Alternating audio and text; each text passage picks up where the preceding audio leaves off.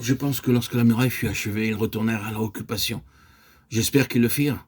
Si le Seigneur ne remplit pas continuellement vos mains de ce plein ministère dans ce témoignage qui réclame votre séparation pour le temps présent, ne pensez pas que vous commettez une erreur en retournant à votre occupation. Vous demeurez toujours un parfumeur ou un orfèvre, ou tout ce que vous pouvez être. Paul resta jusqu'à la fin un homme qui fabriquait des tentes.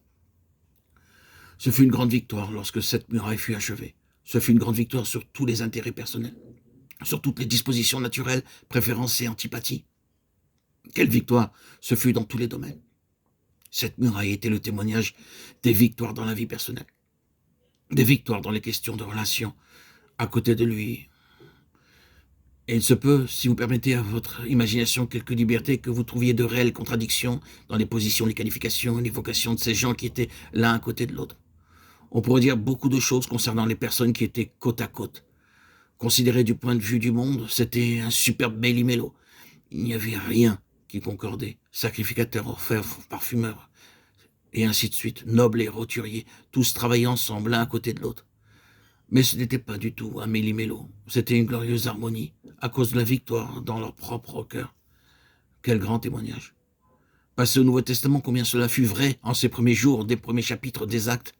Les intérêts personnels mis de côté, des gens de différentes positions, qualifications, perspectives de vie, constitution, et de différents tempéraments étaient tous rassemblés. Cette bande de 12 hommes, le noyau, n'est-elle pas une preuve merveilleuse et glorieuse d'une puissante victoire au-dedans d'eux?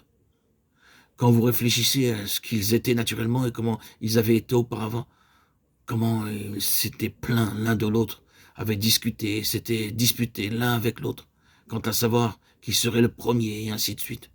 Et cependant, maintenant ils se tiennent ensemble. Ils sont comme un seul homme. Quelque chose s'est passé. Il y a eu une victoire au-dedans pour rendre vraie cette relation du type à côté de lui. Quand l'apôtre Paul place devant nous la plénitude de la pensée de Dieu quant à son Église, il présente si admirablement cette relation par son image du corps de Christ, avec la dépendance et l'interdépendance de ses membres.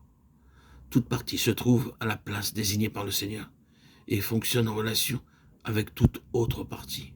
Ah, à cause de cette victoire dans le peuple du Seigneur, ce sera un témoignage.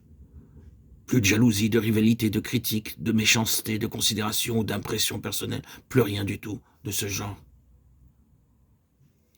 Les intérêts du Seigneur viennent en tête. Le témoignage au Seigneur Jésus élimine toutes ces choses. Frères et sœurs en Christ, bien-aimés, chers amis, auditeurs, auditrices, demandons au Seigneur de nous accorder une mentalité comme celle-ci, de venir sous l'influence pénétrante du Saint-Esprit, cette passion de Dieu pour un tel témoignage. Et prenons très sérieusement à cœur ces aspects pratiques. C'est ce que signifie tout ce que nous avons dit. De nouveau, je fais appel à vous pour que vous vous éloigniez des types, des figures, des illustrations et en veniez aux réalités spirituelles et pratiques. Par la grâce de Dieu,